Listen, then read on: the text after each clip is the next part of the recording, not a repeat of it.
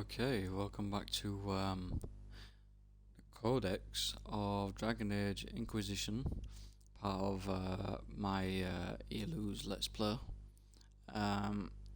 We've just covered the first Codex, so we're going to start covering some of the parts that we didn't get through. So, yeah, let's crack on with some of these and see how well we do. Last time we managed to get through the characters, the crafting materials, and the creatures. The characters, the crafting materials, and the creatures. So this time we're probably going to start. I do apologise, bear with me for 2 seconds. I'm trying to run this stream on my Twitch on my phone at the same time, so I can actually make sure that my sound's being right and that sort of thing. So I do apologise if I'm taking just a second out here, if I just want to correct that it's actually working. So once I know it's working, then I'll just continue. I'll only be 2 seconds for it. Again, I do apologise for that. So that's not working. Cool. So we're now going to start. We're going to see how far through we can get through. Like I say, we've got an hour to get through these, and see how far we get through those. So without further ado, let's go on to groups. Okay. So our first group that we've come across is the Chantry Hierarchy. Okay, seems like there's going to be a bit to read on these groups, but that's fine. So, Chantry Hierarchy. I'm guessing this is going to show us, like, the whole background of the Chantry, what it's all about and that sort of thing. So, the Divine of the titular head of the Chantry, although since has the schism split of the Imperial Chantry into its own faction, there are now in fact 2 divines at any one time. One divine informally called the White Divine, as a woman housed in the Grand Cathedral in Val Royale. The other is known as the Black Divine, as a man housed in the Argent Spire in Minrathos. So if that's the case, why is everyone panicking that there's no that the Divine Justinian has passed away? I mean, surely that means that there's still a male there that can still call the shots, which I'm assuming is the guy that we read about in the last one, who's like the other right hand man to the Divine. Okay, so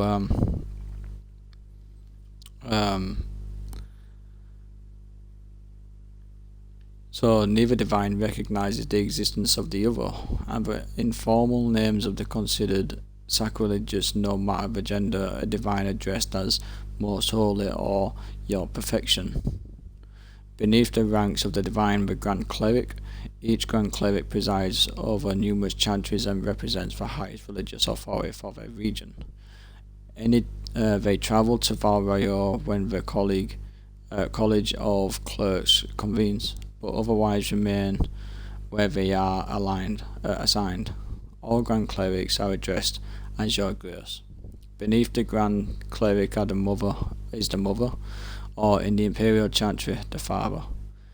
If a Mother is in charge of the particular Chantry, revered, is appended to her title. These are the priests responsible for administering to the spiritual well-being of their flock. A mother or revered mother is addressed as Your Reverence. The brothers and sisters form the rank and file of the Chantry and consists of 3 main groups: affirmed, initiates, and clerics. Affirmed are the lay brethren of the Chantry, whose regular folk have turned the Chantry for succor. Often they are people who have led the difficult or irreligious life and have chosen to go into seclusion, or have even orphans and similar unfortunates who were raised into Chantry life. The affirmed take care of the Chantry and are in turn afforded a life of quiet contemplation, no questions asked. Only these folks who take the vows become initiates. These are men and women in training, whether in academic knowledge or the martial skills of a warrior. All initiates receive an academic education, although only those who seek to become Templars learn how to fight in addition. Clerics are the true academics. Clerics are the true academics in the chantry, those men and women who have dedicated themselves to pursuit of knowledge. They are often found in the chantry archives, sages presiding over libraries of books and arcane knowledge. The most senior of these clerics, placed in charge of such archives, are given the title of elder, although such a rank is still beneath that of mother. All other brothers and sisters are addressed simply by noting their title before their names, such as Brother Genitivi, from a guide for Ambassador from Riverne. Okay.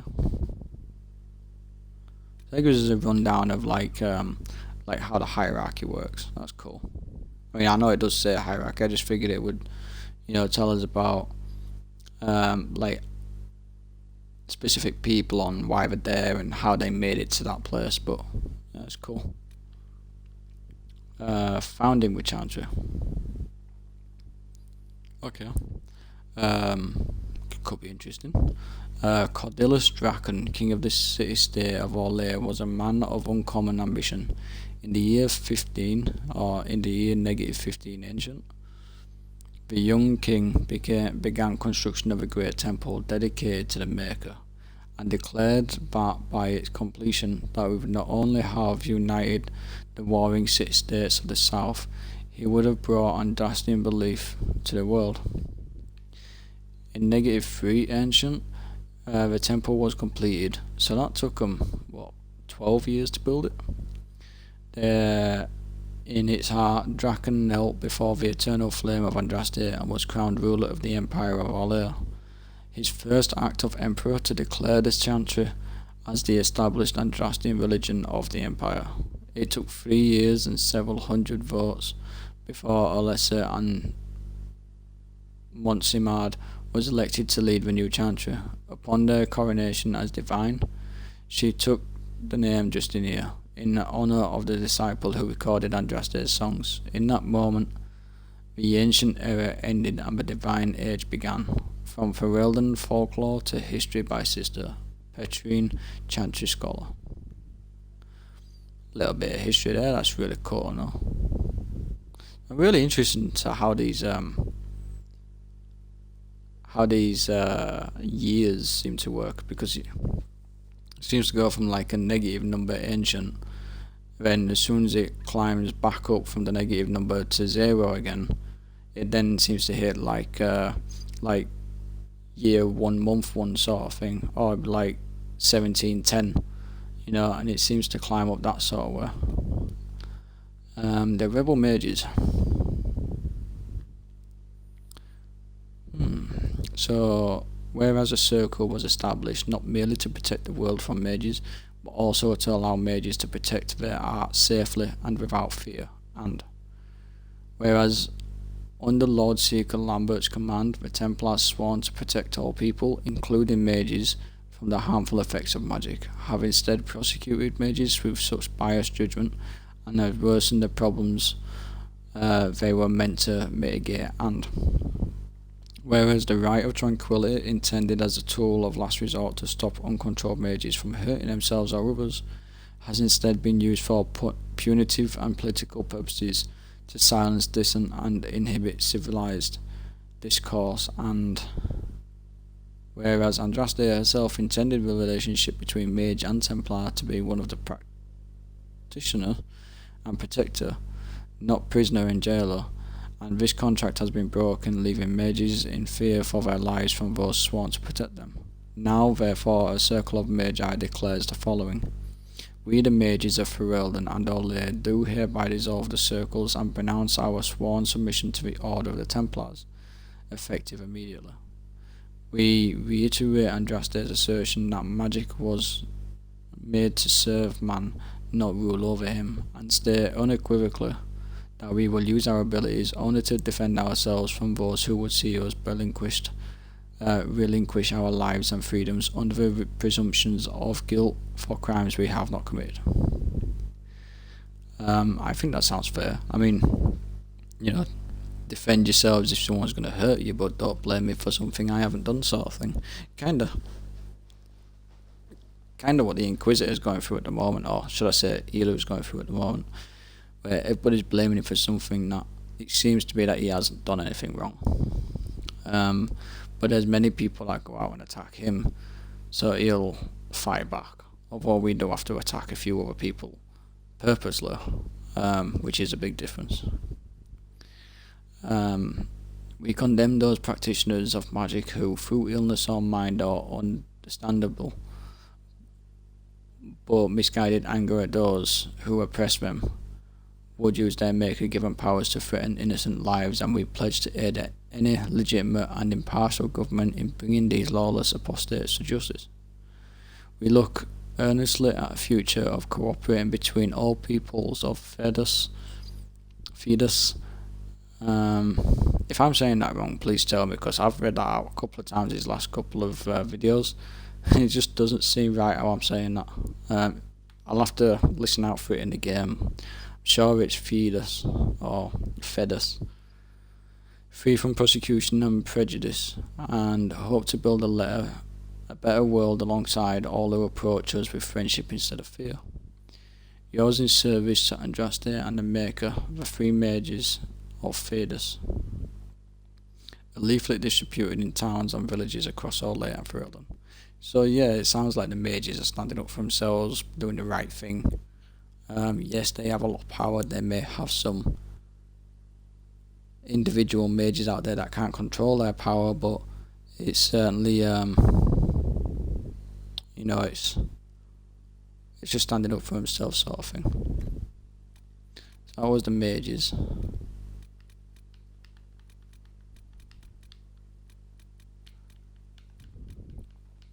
And what else do we have? The Templar Order. Okay, so let's see how the Templar Order will have been put together and what their views are. So the Seekers are well aware of the part you played in the rebellion. You called me to the Grand Cathedral in the middle of the night, an urgent business only to speak of trivial matters, and then, when I returned to the White Spire, I discovered chaos and one of your agents in the midst of the apostates. Do you think I would not notice? Do you believe yourself above repercussions for such acts? It was a dark way when the Chantry placed such an incapable woman upon a sunburst throne. I will not stand idle and watch you destroy what ages of traditions and righteous have built. In the 20th year of the Divine Age, the Navarian Accord was signed. The Seekers of Truth lowered our banner and agreed to serve as the Chantry's right hand, and together we created the Circle of Magi, with the Circle no more. I hereby declare the Accord null and void. Neither the Seekers of Truth nor the Templar Order recognize Chantry authority, and instead we will perform the Maker's work as it was meant to be done, as we see fit. Signed the day on the 14th year of the Dragon Age. Lord Seeker Lambert Van Reeves, letter sent to Divine Justinia from the former Lord Seeker. The part I have an issue there with is as we see fit. As what we've just read about the Chantry, how the Templars were there to enforce, and they was there to basically protect everybody from harm, including mages. But as you can see in this one here, it's saying, yes, we will do what the Maker wants us to do, but we will do it as we see fit. So it's obviously, changed over the times. So Templar Order again, but this is the traditional role. The last one was the end of the Accord. So this one's the traditional role. Abominations. So while mages often resent the Templars as symbols of the Chantry's control over magic, the people of Fidus can then see them as saviours and holy warriors, champions of all that is good, armed with piety enough to protect the world from the ravages of foul magic. In reality, the Chantry's militant arm looks first for skilled warriors with unshakable faith in the Maker.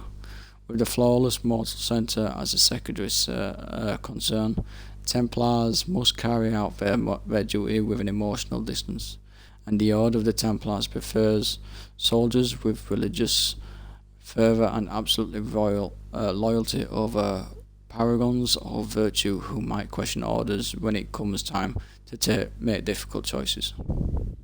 The Templars' power derives from the substance lyrium, a mineral believed to be raw element of creation, while mages use lyrium in their arcane spells and rituals. Templars ingest the primordial mineral and enhance their abilities to resist and dispel magic. Lyrium use is regulated by the Chantry, but some Templars suffer from lyrium addiction, the effects of which include paranoia, obsession, and dementia. Templars knowingly submit themselves to this treatment in the service of the Order and the Maker. It is a sense of the ruthless piety that most frightens mages. When they draw the Templars' attention, when the Templars are sent to eliminate a possible blood mage, there is no reasoning with them, and if the Templars are prepared, the mage's magic is all but useless. Driven by their faith, the Templars are one of the most feared and respected forces in Thedas. From Patterns Within Form by Halden, first enchanter of Starkhaven, 880 blessed. So it talks about lyrium, but lyrium we learnt a lot about in like Dragon Age 1, Dragon Age 2. We also have seen red lyrium inside here, which we know actually sends them crazy.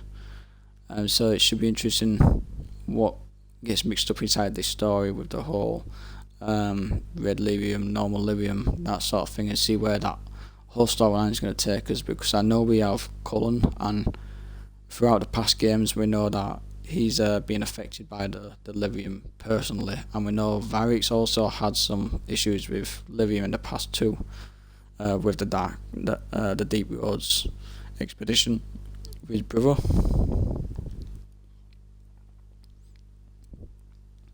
So let's take a look at history. Only fools ignore the history of the ground they walk, and the people they meet. So, a chant for the departed. The light shall lead her safety. Sorry, I'll restart that again, because I fumbled. The light shall lead her safely through the paths of this world and into the next. For she who trusts in the Maker, fire is her water, as the moth sees light and goes towards flame. She should see fire and go towards light. The veil holds no uncertainty for her, and she will know fear of death, for the Maker shall be her beacon and her shield, her foundation and her sword. Transfigurations 10:1, often sung by mourners as they light candles. Sounds pretty cool. It's like just saying that, there's when people pass away, there's a light that's not always so grim. Study of Faith of the Fifth Blight, Volume 1. So I wonder if this is going to actually talk about the blight that's just gone. I've just quickly skimmed through and seen the name Cullen in there, so this is probably going to talk about the Dragon Age 2 blight. So while some of my contemporaries dispute whether the Fifth Blight was a true blight or merely a large darkspawn resurgence, historians agree that it began in the swamps of the Carcare Wilds on the southeastern border of Ferelden in the year 930 Dragon. King Cullen Fearing was swift in responding to the threat, gathering the royal army, every Grey Warden in his country, and sending a call for aid to the Ferelden nobility. They assembled armies and laid a trap in the ruins of Ostagar, hoping to crush the forge before it reached civilization. But they failed. Darkspawn overran the defenders of Ostagar and decimated the king and his army. They continued their advances into Ferelden unopposed. Only 2 Grey Wardens managed to escape the slaughter, and somehow they came into possession of ancient treaties, which compelled the races of men to rejoin the armies against the massing horde. But yeah, that was when Lorgain was supposed to bring his military forces into the battle, but he didn't. He decided to stay back. It turns out he was affected by Eloohs, the Darkspawn, the whole story. This is Dragon Age 2, so if you haven't played that, I apologise for the spoiler. But what this is talking about like how it all started. So the 2 Grey Wardens that survived, that'll be myself, or the main character in number 2, and Cullen. So in desperation, and the treaties that they were talking about, we actually got from Morgana's mother. Now we've seen a few people inside this, I'm hoping to find Morgana and her mother, which I believe was called the Witch of the Wilds. Or that's what a lot of people used to call her anyway. I can never remember her actual name. The surviving Wardens made their way to Kinloch Hold, home of the Ferelden Circle and some conscribed mages. In desperation to find more allies, the Wardens journeyed into the Brazilian forest seeking a Dalish. The Elves too joined the growing army. Balin Educan was crowned king of Orzammar, and the dwarven armies marched for the surface. So Balin, we had to do an actual full story inside the Deep Roads, or in the dwarven Deep Roads, and that was pretty cool to actually go into a dwarven homeworld. Despite their successes, though, greater challenges were yet to come. From A Study of the Fifth Blight by Sister Petrine, Chantry Scholar. Study of the Fifth Blight, Volume 2. The gathered lords and ladies of Ferelden found Tyrion Lorgain guilty of a number of crimes, sentenced him to execution. This was after we managed to get everyone together, and we managed to get Lorgain and send him to his own sentencing, which clearly they sent him for execution. Furthermore, the Landsmeet bore witnesses of the betrothal of Queen Honora and Alistair Thrain. So if I remember rightly, I defeated Lorgain. Now this isn't actually running from my choices from Dragon Age 2, because with this one I've just simulated it. It's not following my actual save, so things will be different from mine. Although I haven't put that on YouTube yet. But I do remember that I had a choice to tell Alistair to marry Honora or give it to somebody else. So Alistair decided to marry the Queen so he could keep both the forces together. The lost son of Marek. Oh, sorry about that. The nobility then placed their own armies in the battle against the Blight. The Archdemon clashed with the allied forces in the centre of Denerim, that was eventually slain, but at a terrible cost. Much of the city lay in ruins, and the warden who rallied the armies, later known as the hero of Ferelden, perished in battle. The Fifth Blight ended before most of the Thedas knew it had begun, but it left a terrible wound on Ferelden. The losses suffered at Ostagar and Denerim greatly compromised the security of the kingdom. Southern Ferelden, from the Korkara wilds to the edge of the Banora Air. To this day, a wasteland is uncertain how far the ripples from this event shall travel, or what waves it should already stirred. From A Study of the Fifth Blight by Sister Petrine, Chantry Scholar.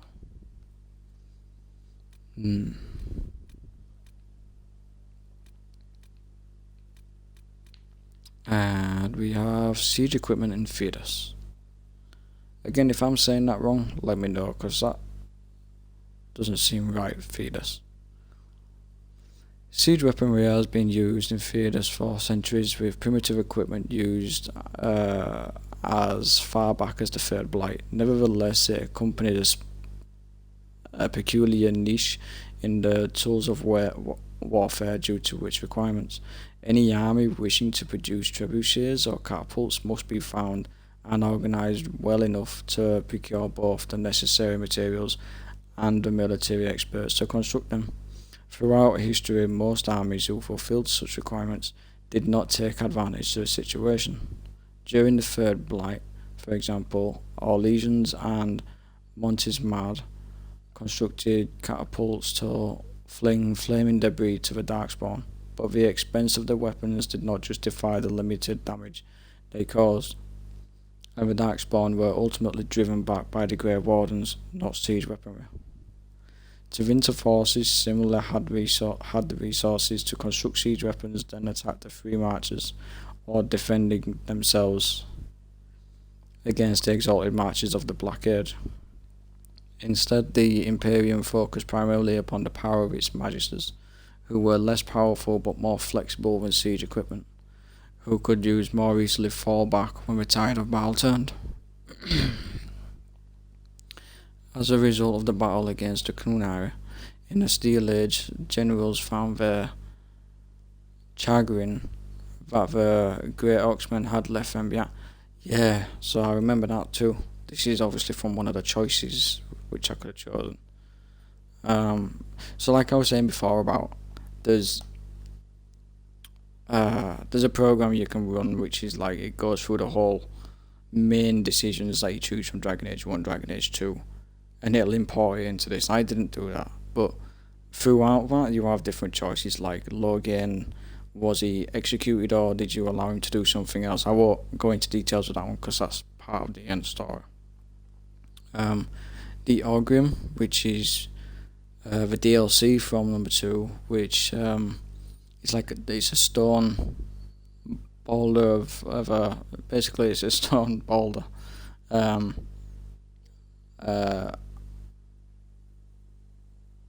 A type of race. So basically, you could control it with a, you can control it with a remote, which obviously you never used. You just saw it moving. But it was one of your allies. It was like a stone warrior, and they was created on the forge down in the deep roads. And yeah, so they was basically just made of magic. So as a result of the battles against the Kunari, don't want to be reading the same paragraph again. Nevertheless, more remains hope as centuries have passed since the last blight, and mages are now safely held in circles where they harm none. The experts of Ferelden and Ole may once again turn their great minds to learning.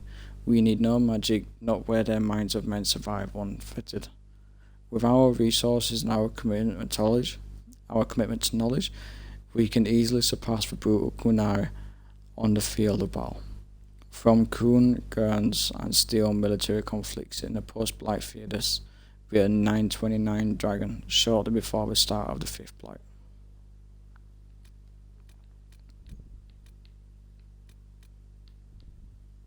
The Conclave.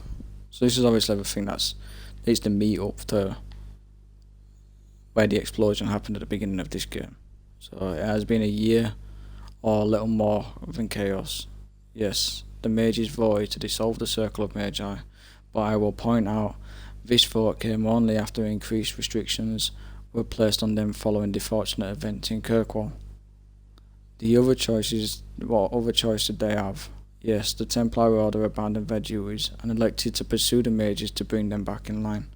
But after 1,000 years in which their sole role was the mages' keepers, what else could one expect? They envisioned the war to be over quickly. A single battle that would see the mages' resolve crumble, after which they would meekly return to their confinements. What did not happen? This conflict would drag on forever. With advantage on neither side, both Templars and mages see this, and thus they have agreed to come to a conclave. This is our chance. Words need to be said which have not been said. A compromise must be reached because there is no other choice. I believe this would. I believe with all my heart I am not without fault in all this. Perhaps I push too hard for reform, or not hard enough. The Maker has seen fit to give me another chance. I will not squander it. The Temple of Sacred Ashes is where together we will make history, and with luck we will be remastered kindly for it. From the Journals of Divine Justinian, 5th Dragon 941.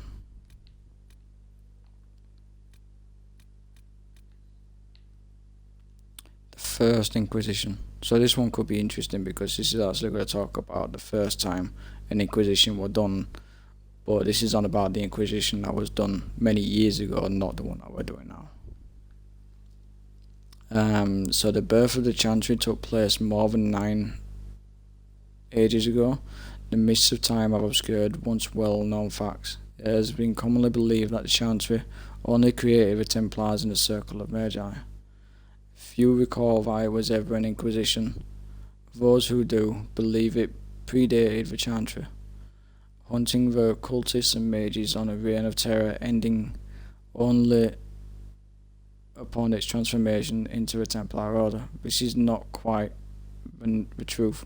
So like what's it saying there is that the Inquisition was actually here before the Chantry was made, and that the Inquisition basically resolved themselves into the Templar order, or they stayed to help the Chantry as the Templars. So it's basically saying that the Templars was like originally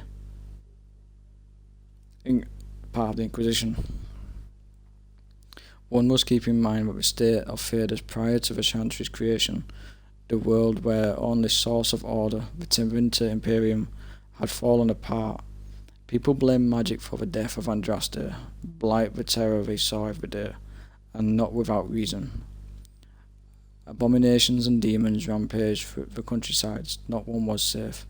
Desperate groups of men and women initially formed the Seekers of Truth, determined to re-establish order because no one else would do what was necessary.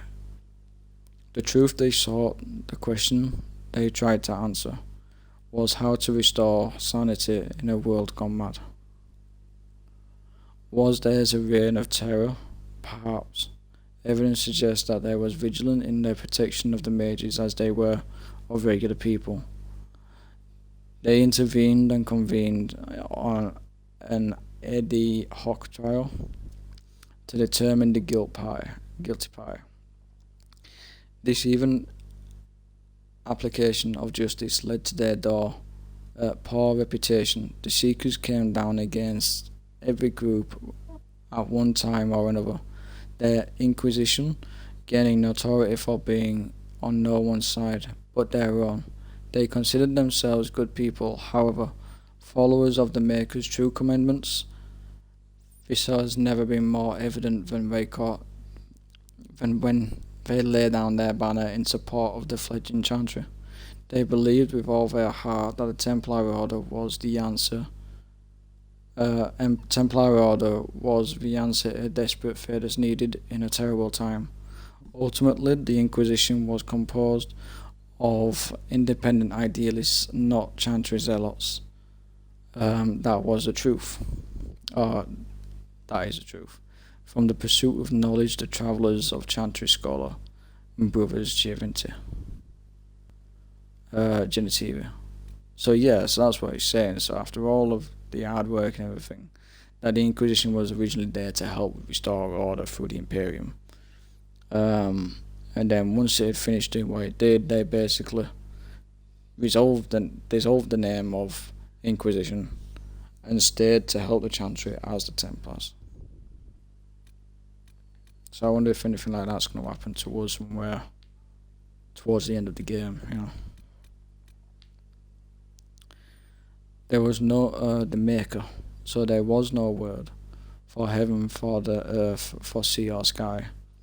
All that existed was silence when the voice of the Maker rang out the first word, and his word became all that might be. Dream and idea, hope and fear, endless possibilities, and from it made his firstborn.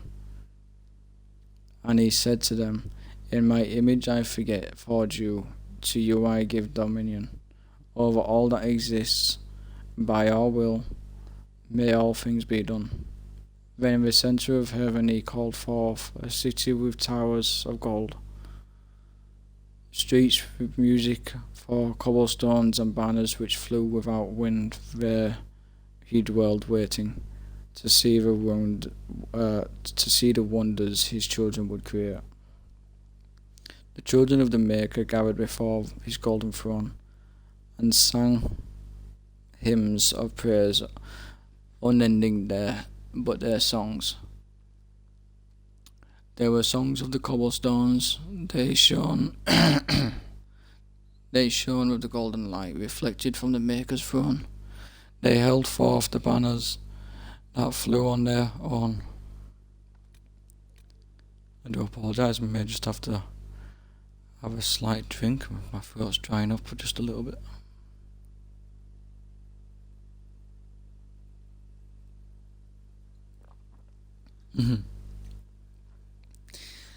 And the voice of the Maker shook the third, saying, in my image I have fought, my firstborn you have been given dominion over all that exists. But your will, all things are done, yet you do nothing. The realm I have given you is fearless, ever-changing, and he knew that I went through a mist, so the Maker turned from his firstborn and took from the third a measure of its living flesh, and placed it apart from the spirits, and spoke to it, saying, here I decree opposition to all things, for earth, sky, for winter, summer, for darkness, light. By my will alone is balance sundered, and the world given new life. And no longer was it formless, ever-changing, but held fast, immutable, with words for heaven and for earth, sea and sky. At last did the Maker from the living world. Is this a song? Make men immutable as the substance of the earth, with souls made of dream and idea, hope and fear, endless possibilities. Then the Maker said, to you, my second-born, I grant this gift. In your heart shall burn an unquenchable flame, all-consuming and never satisfied. From the Fade I crafted you, and to the Fade you shall return, each night in dreams, that you may always remember me. And the Maker sealed the gates of the golden city, and there he dwelled, waiting to see the wonders his children would create. Cynical of Renadis 5:1-8. Okay. That was a very long one. Started getting my throat just to take a bit. Okay. So yeah, that's what I'm going to do. So we talk a little bit about those histories there. So, what are those histories? We know, well, let's run through the different types of people.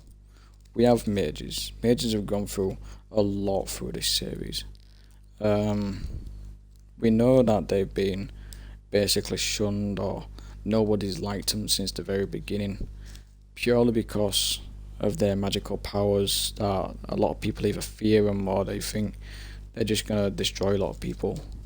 There's also many other people which there's many other mages which actually have caused issues in the past, which obviously hasn't put a very bright light on the mages themselves.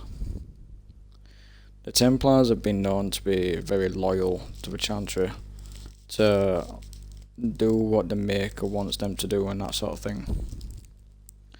But we also know that Templars have a real bad habit of going out of their way to kill mages off of their own accord, and not necessarily because they've done something, just purely because they're a mage.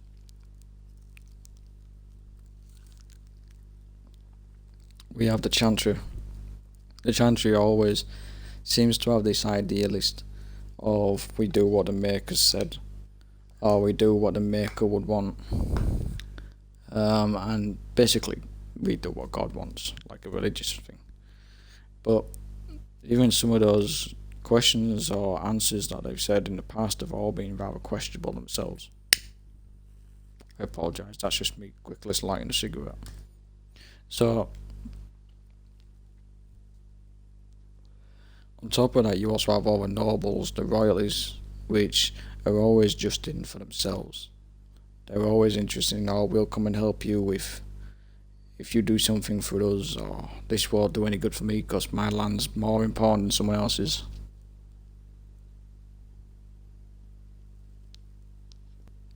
We also have like the princess, the queen of Elooh, and all of that, and I wonder how far we haven't really come across many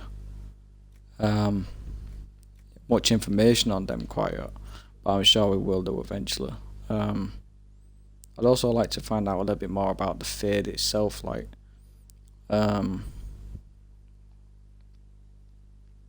if there's anybody that actually lives in there. Like I remember in number 2 there was a person you came across, it might have even been in Origins. There was a person who was stuck inside the Fade, and because he'd been stuck in there for so long, his body had passed away inside the real world, or in our world if you like. And because his body was no longer there, he couldn't return unless somebody accepted him as their demon. But even then, it's like, you know, it's more confusing because he's been in there for so long. But I'm definitely interested in learning more about the Fade. Let's see what we've got unlocked in here, because we've got, what, 20 minutes left, and we might be able to get another category left.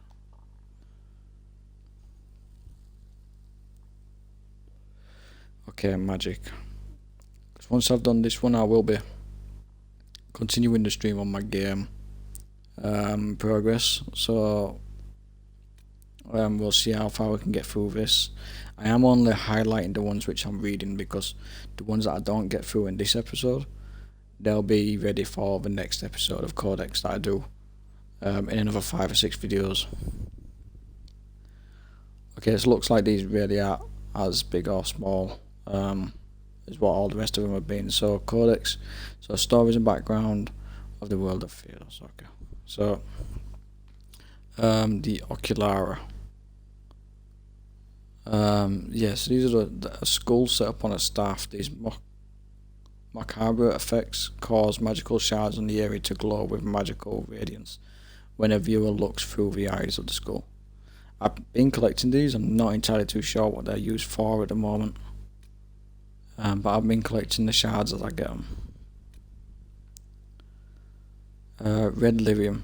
Well, this is going to be interesting. I wonder if this is going to mention anything about Bartrand or, you know, the Templars.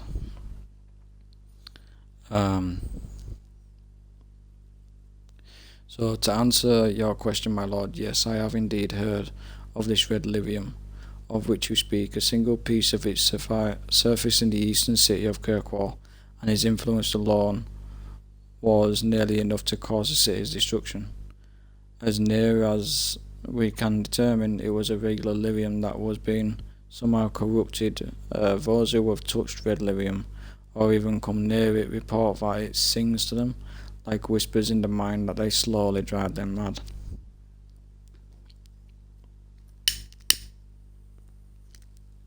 Apologies for that. We do not know, however, what might stem from extended contact with red lyrium. Madness surely, but would there be a physical corruption as well? What would happen if a mage or Templar used red lyrium as they use regular lyrium? I think that one piece that they're talking about in Kirkwall was the one that Bartrand brought up from the Deep Roads. Far more disturbing is the fact that lyrium could be corrupted at all. Treat any red lyrium you encounter as if it were poison. Do not go near it, do not attempt to destroy it, and most importantly, do not attempt to use it. From a partially burned letter from an unknown writer affixed with the Grey Warden seal. So that tells me that was written by Varric, and he sealed that when he was with, the champion of Kirkwall. Spirits and demons. When first I summoned her, she was a rose, unwithered, unchanging and unformed, a spirit of the purest love one knows, who never hated, coveted, or scorned. A second time I drew her across the veil, and shared a walk, a dance, a stolen kiss. With such a perfect beauty, pure and pale, no woman could compare, no man resist. Then in my weakness I essayed a third, for magisters their warnings did impart. She broke my binding with a single word, and said this smiling as she clutched my heart. For love I was, your passion's changing fire was forged this spirit into cruel desire. Sonnet 126, the lover of his spirit from a chant for dreamers by Magister Horatius. Now we're about a desire demon who unleashed the shackles. The breach. Okay, so this could be interesting. What does it mean to pierce the veil, that which separates our world from the realm of dreams and demons? For the average man and woman, it is a frightening thought to consider just how fragile separation actually is. The veil is not a physical curtain, not a structure limited to a particular place. It is everywhere. It is in their home, in the streets where they walk, in farmers' fields, as well as the remote mountain valleys. At any moment it could be torn to shreds, allowing demons and other horrors to flood into our world like waters through a burst dam.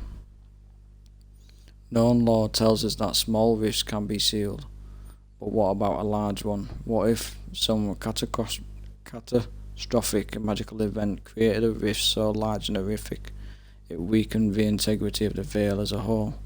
Such a breach would threaten the entire world, turning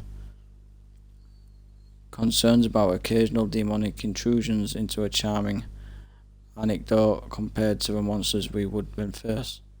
If there is anything to be done, any reason we should look at the magic with fear, it is for that possibility more than the other. From the True Threat of Magic by Lady Seeker Alandra Vale. Well, that Seeker tells me that it's got something to do with Templar, that their fear of magic, and that they're right in thinking that something could go wrong because it's magic. But, I'm guessing there's some mages out there that I'd probably want to investigate this sort of thing.